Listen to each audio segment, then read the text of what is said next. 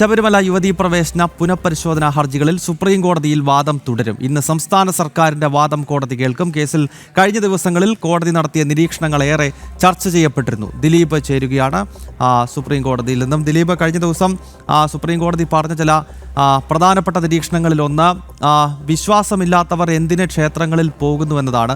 മാത്രമല്ല, വിശ്വാസമില്ലാത്ത ആളുകൾ എന്തിനിതിനെ ചോദ്യം ചെയ്യുന്നു തുടങ്ങിയ വളരെ പ്രസക്തമായ ചോദ്യങ്ങൾ ഉന്നയിച്ചിരുന്നു. ഇന്ന് എപ്പോഴാണ് കോടതി ഈ കേസ് പരിഗണിക്കുന്നത്? സംസ്ഥാന സർക്കാരിന്റെ വാദം എപ്പോഴാണ് കേൾക്കുക? ഗൗതം, നിലവിൽ എന്തായാലും വാദം ആരംഭിച്ചിട്ടില്ല.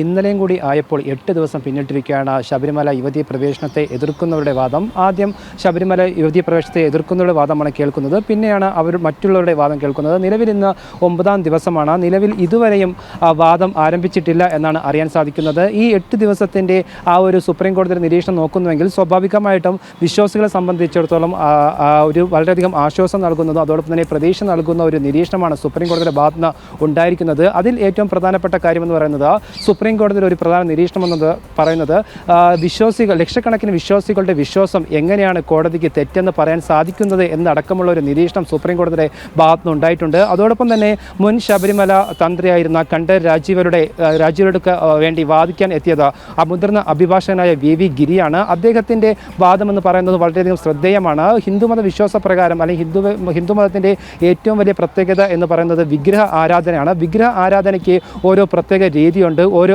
ആചാരങ്ങളുണ്ട്, ഓരോ അനുഷ്ഠാനങ്ങളുണ്ട്. അതിൻ്റെ ഭാഗമായിട്ടാണ് വിഗ്രഹ ആരാധന നടത്തുന്നത്. അങ്ങനെ ഒരു പ്രത്യേകത, സവിശേഷത ഓരോ ബിംബത്തിനും അല്ലെങ്കിൽ ഓരോ വിഗ്രഹത്തിനുമുണ്ട്. ശബരിമല ക്ഷേത്രത്തിലെ വിഗ്രഹത്തിൻ്റെ പ്രതിഷ്ഠ എന്ന് പറയുന്നത് നൈഷ്ഠിക ബ്രഹ്മചാരിയാണ്. അതുകൊണ്ടാണ് ഇത്തരത്തിലൊരു യുവതികൾ ക്ഷേത്രത്തിൽ പ്രവേശിക്കാൻ പാടില്ല എന്നൊരു നിലപാടിലേക്ക് ഈ ശബരിമലയുടെ പ്രത്യേകത അതാണ് എന്ന് തന്നെയാണ് ഇദ്ദേഹം വാദിച്ചത്. അതോടൊപ്പം തന്നെ അവിടെ ലിംഗവിവേചനം ഇല്ല എന്നും അദ്ദേഹം ചൂണ്ടിക്കാട്ടുന്നുണ്ട്.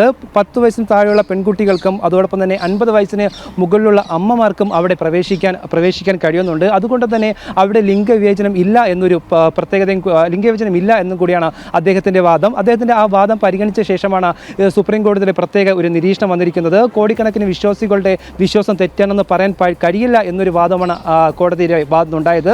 അത് വളരെ ശ്രദ്ധേയമായ കാര്യം തന്നെയാണ്. അതോടൊപ്പം തന്നെ മറ്റൊരു വാദമെന്ന് പറയുന്നത് ഗൗതം സൂചിപ്പിച്ച പോലെ തന്നെയാണ് ഈ വിശ്വാസങ്ങളെ യുക്തിപരമായി ചിന്തിക്കില്ല എന്നും അതോടൊപ്പം തന്നെ അവിശ്വാസികൾ വിശ്വാസത്തെ ചോദ്യം ചെയ്യേണ്ട കാര്യമില്ല എന്നൊരു നിരീക്ഷണം കൂടി സുപ്രീം കോടതിയുടെ ഭാഗത്തു നിന്ന് ഉണ്ടായിട്ടുണ്ട്. ജസ്റ്റിസ് ജി നാഗരത്നാണ് ഇത്തരത്തിലൊരു നിഗമനത്തിലേക്ക് എത്തിയത്. എന്തായാലും കഴിഞ്ഞ ദിവസത്തെ ഒരു വാദവും കൂടി ഉണ്ടായിരുന്നു, അല്ലെങ്കിൽ സുപ്രീം കോടതി ഒരു നിരീക്ഷണം കൂടി ഉണ്ടായിരുന്നു. അത് ഇങ്ങനെയാണ്, മറ്റൊന്നുമല്ല, ക്ഷേത്ര കാര്യങ്ങൾ അല്ലെങ്കിൽ മതപരമായ കാര്യങ്ങളിൽ സർക്കാർ ഇടപെടലിനെ ഒരു മാർഗരേഖ നിർദ്ദേശിക്കാൻ സുപ്രീം കോടതിന് കഴിയില്ല എന്നും സാമൂഹ്യ പരിഷ്കരണവുമായി ബന്ധപ്പെട്ട രീതിയിലും സർക്കാരിനോട് ഒരു മാർഗ്ഗനിർദ്ദേശം നൽകാൻ സാധിക്കില്ല എന്നൊരു നിരീക്ഷണമാണ് സുപ്രീം കോടതിയുടെ ഭാഗത്തുനിന്നുണ്ടായത്. എന്തായാലും നിലവിലിപ്പോൾ ശബരിമല വിഷയവുമായി ബന്ധപ്പെട്ട കേസിൽ വാദം ആരംഭിച്ചിട്ടില്ല.